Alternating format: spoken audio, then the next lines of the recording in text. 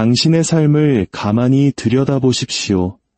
지금 당신이 짊어지고 있는 그 모든 무력감과 약점들은 사실 태어날 때부터 가졌던 것이 아닙니다. 그것은 누군가에 의해 주입되고 학습된 것입니다. 그들은 당신에게 잘못하지 않은 일에 대해 사과하도록 만들었습니다.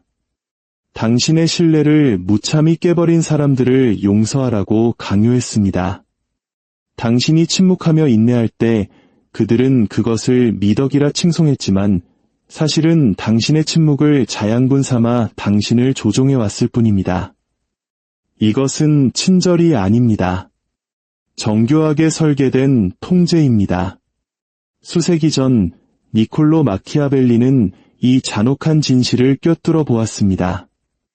대중이 순종적인 상태로 머무는 이유는 단 하나, 지배당하기 위해서입니다. 당신의 나약함은 본능이 아니라 당신을 다루기 쉬운 존재로 만들기 위해 심어진 바이러스와 같습니다. 하지만 그들이 가장 두려워하는 순간이 있습니다. 바로 당신이 깨어나는 순간입니다. 더 이상 무의미한 사과를 하지 않고 구구절절 설명하지 않은 채 아니오라고 말하며 죄책감 없이 돌아서고 누구의 허락도 구하지 않고 행동하기 시작하는 그 찰나 말입니다.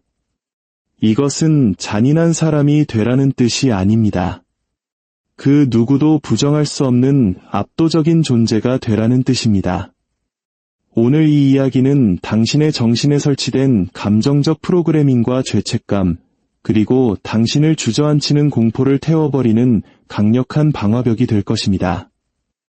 인간관계라는 정글에서 나약함은 동정의 대상이 아니라 먹잇감일 뿐입니다. 세상은 당신의 의도가 얼마나 선한지에 따라 당신을 대우하지 않습니다. 오직 당신이 보여주는 이미지에 따라 당신을 대우합니다. 가냘프게 보이면 억압자가 꼬이고 지나치게 관대해 보이면 배신을 초대하게 됩니다. 힘이 없는 친절은 타인에게 이용당하기 딱 좋은 먹잇감일 뿐입니다. 마키아벨리는 군주들에게 경고했습니다. 사랑받으려 애쓰지 마십시오. 차라리 두려움의 대상이 되거나 아니면 잊히십시오. 나약함은 숭고한 것이 아닙니다. 그것은 강자들에게 나를 부숴도 좋다는 신호를 보내는 것과 같습니다.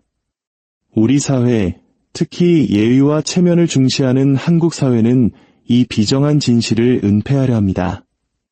착한 사람이 결국 이긴다. 참는 자에게 복이 온다. 가만히 있으면 진심을 알아줄 것이다. 라는 말들. 이것은 노예들의 언어입니다. 진실은 냉정합니다. 무례함을 참아내는 사람을 존경하는 이는 아무도 없습니다. 모든 것을 용서하는 사람을 두려워하는 이도 없으며 주저하는 자를 따르는 이도 없습니다. 나약함의 대가는 처음에는 미미합니다.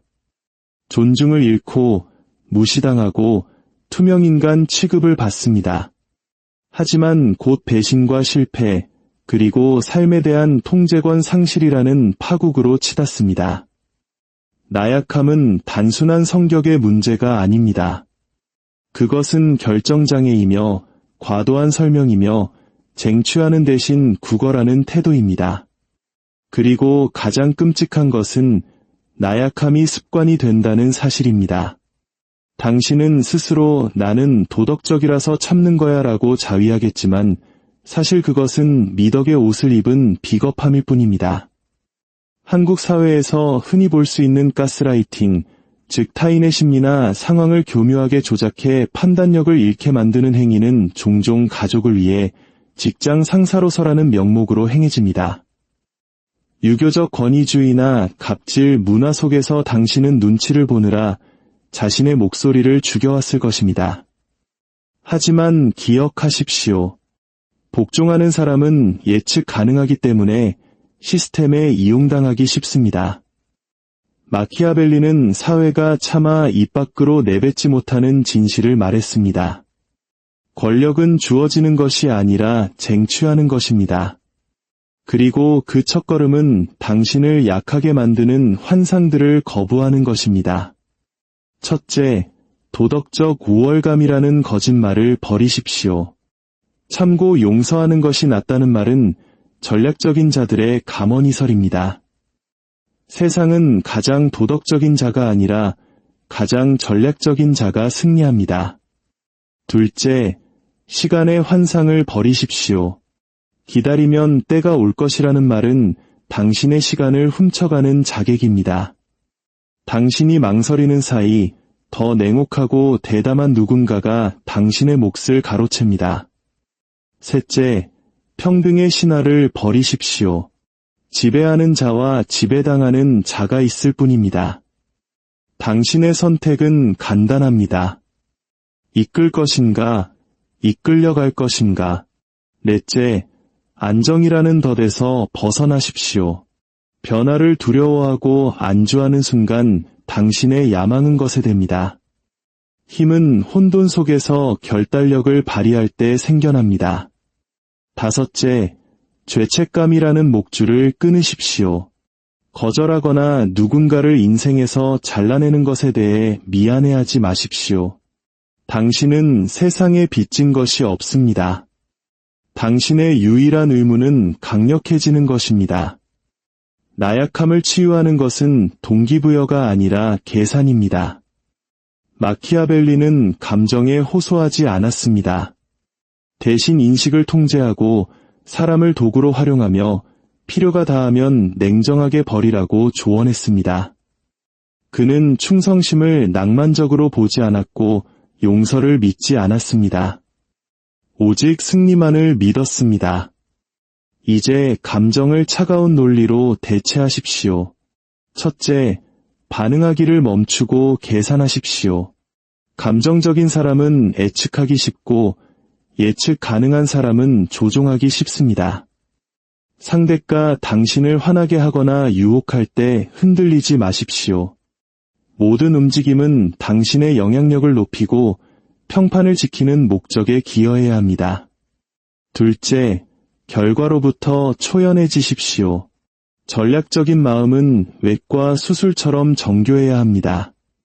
더 이상 도움이 되지 않는 관계나 계획은 미련 없이 잘라내십시오.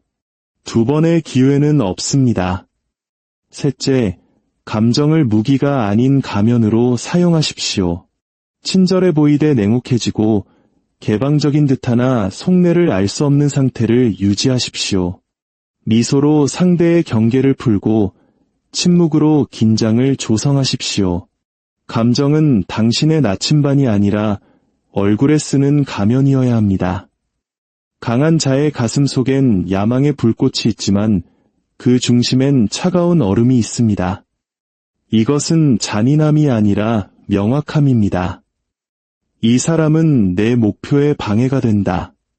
그러니 끝낸다. 이 상황은 작동하지 않는다. 그러니 잘라낸다. 대다수의 사람들은 과거의 인연이나 죄책감에 매달려 침몰하지만 차가운 지성을 가진 자는 애착이 곧 약점임을 압니다.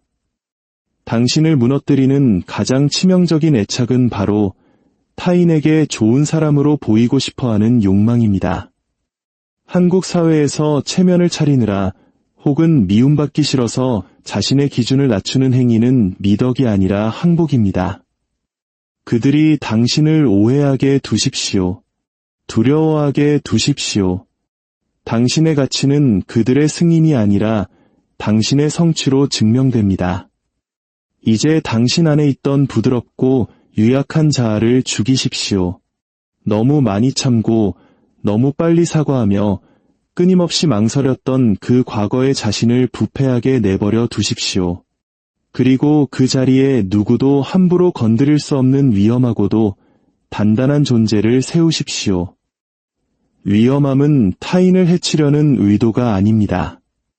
그 누구에게도 조종당하지 않는 완전히 독립적인 존재가 되었다는 뜻입니다.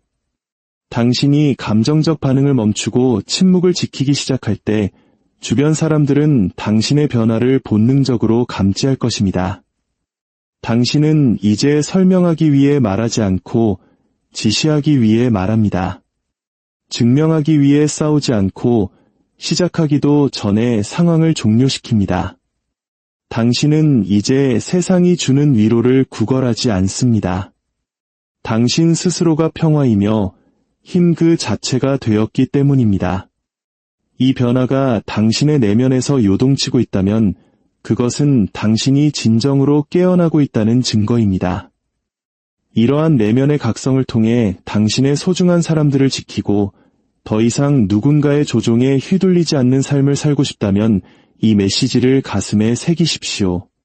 우리의 깨어남이 더 넓게 퍼져나갈 수 있도록 이 진실을 공유해 주십시오.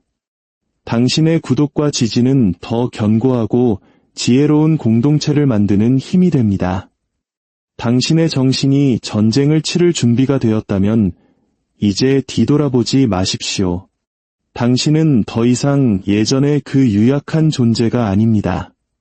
당신은 이제 그 자체로 하나의 결과이며 거부할 수 없는 힘입니다. 당신의 앞날에 흔들리지 않는 평온과 예리한 통찰이 함께하기를 바랍니다.